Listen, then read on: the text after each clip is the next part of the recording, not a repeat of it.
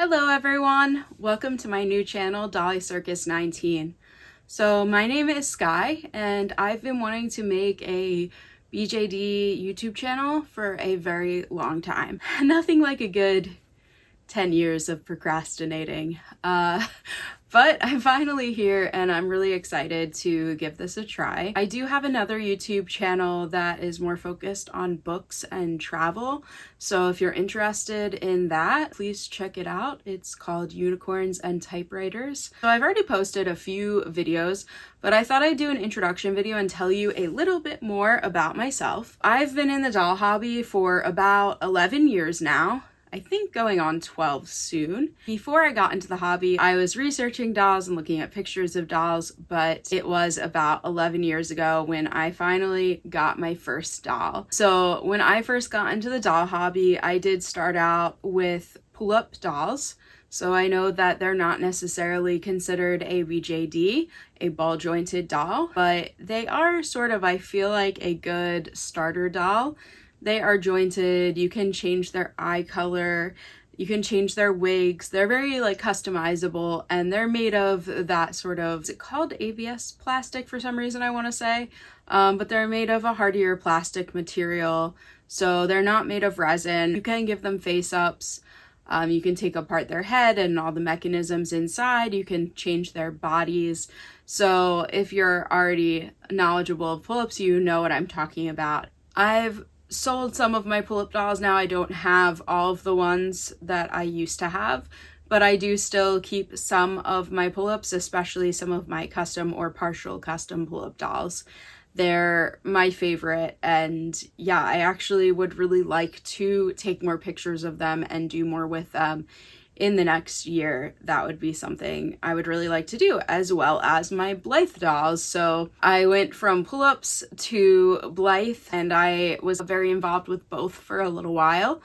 I really love Blythe dolls. I think they are so cute and quirky and fun. Both pull-up and Blythe dolls, I was able to do some customization, like changing their eye chips. I was able to learn how to take them apart and switch their bodies. So for both pull-ups and Blythes, I was getting to know also Pure Nemo bodies and Obitsu bodies. During that time, over the course of those first so many years I was in the hobby, I was very active in the Omocha Crush Facebook page. It became a little less homey and community feeling, sadly, over the years.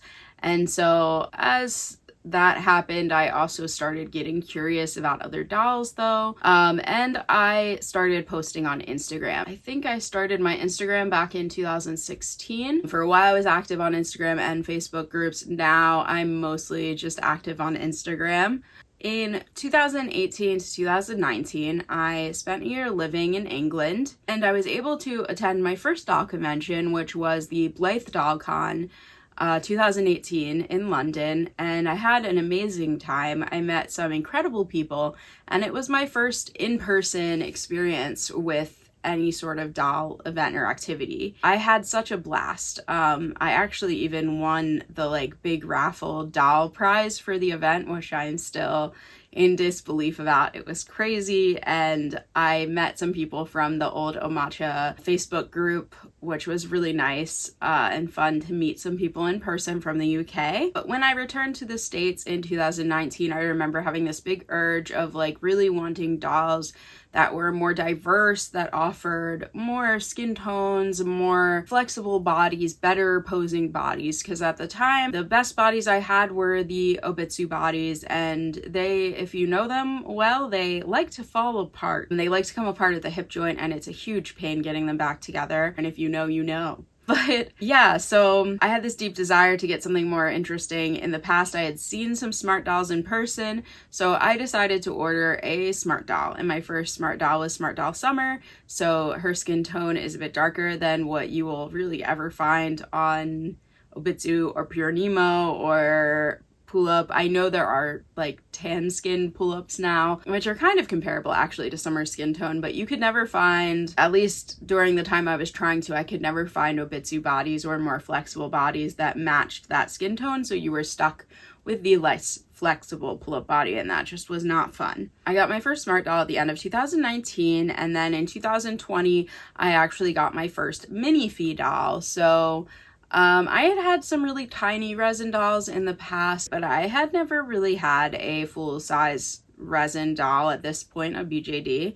So in 2020 I got my first resin BJD, my Minifee, and then I continued to get a couple more smart dolls and a couple more Minifees and smaller like MSD sized resin dolls. I got a Doll Leaves doll.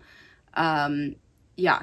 And then in 2022, I decided to move to South Korea to be an English teacher. So at that point, when I moved to South Korea, I was really feeling more into the resin style dolls. There's a lot of BJD shops and cafes in Korea, and I was just so excited to get into it. I ended up purchasing my first USD size doll that first year in Korea. And then from there, since then, I have gotten 2 MSD, regular MSD dolls that are not slim like the Minifees. One from 99 Style, which the USD doll is also from 99 Style, and one from Chicabee most recently. And I've also gotten 2 SD dolls, 2 resin SD dolls. One I was able to get secondhand while living in Korea for an amazing price. It is a Switch doll body that came with a Switch head and another head from an artist whose name I'm going to butcher trying to say, so I will just try to put a little picture or the name up here. So I technically have 3 SD heads, but only 2 bodies. And one is male and the other body is female and goes with the female head for my Supio girl that I most recently acquired. I am so excited to be more into the world of resin BJDs. I'm absolutely loving them. I find them so much more posable and fun than the smaller dolls like Pull-Ups and Blythes.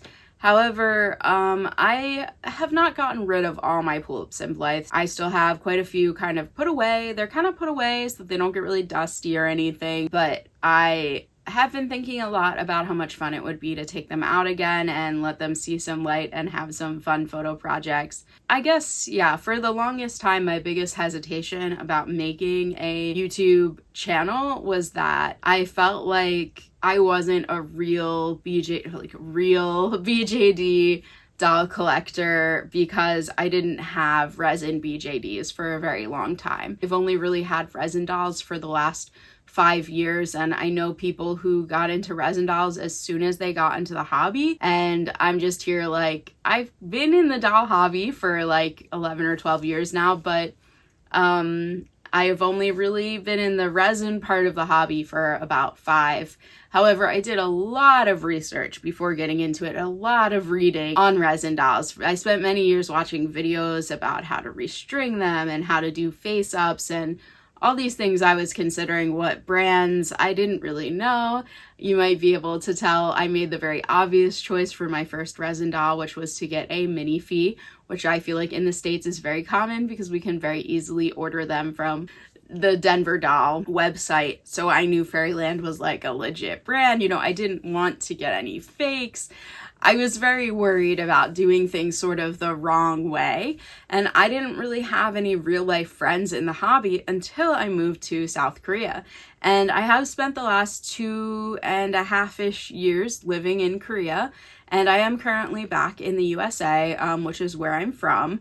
So I maybe should have said that before when I was saying that I spent a year living in the UK, and now I've spent 2.5 years living in South Korea.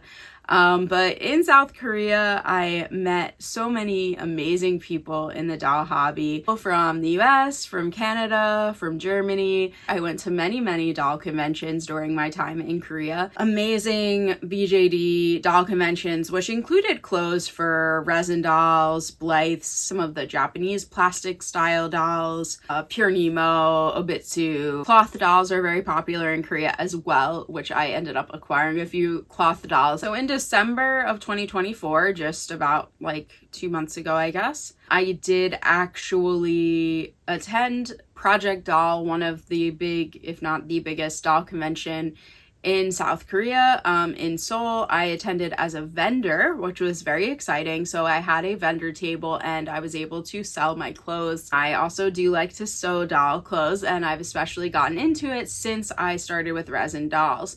When I first got my first Minifee, that was when in 2020 I started sewing for dolls, because I realized that it was kind of hard to find slim MSD clothing and it was kind of expensive. This was during the pandemic, and so I got a sewing machine and I learned how to sew some patterns for my Minifee, and then since then I've taught myself how to sew for Smart Dolls and the resin dolls beyond that as well.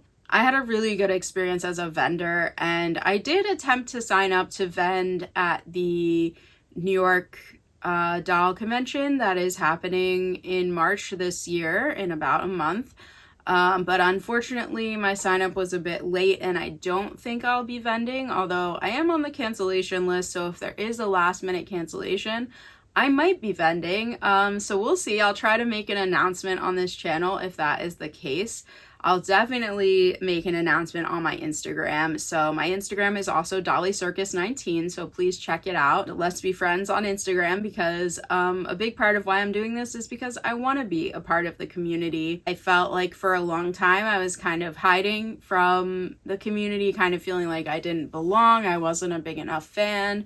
I did try to go to one other doll meet, probably back in, I think it was back in around 2019. I didn't have such a great experience. Yeah, I had kind of a bad experience where people at the convention, at the meetup, this was my first American meetup, where just they all already knew each other, they weren't super social, and it really, yeah, it was a big disappointment for me. I felt really sad. I was really excited to meet some of the people, and some people just were so intimidating to even approach. I know it was probably not purposeful, but when I got to Korea, I was really nervous, and I ended up meeting these really kind people that made a big difference for me on how I perceived meeting other people from the doll community.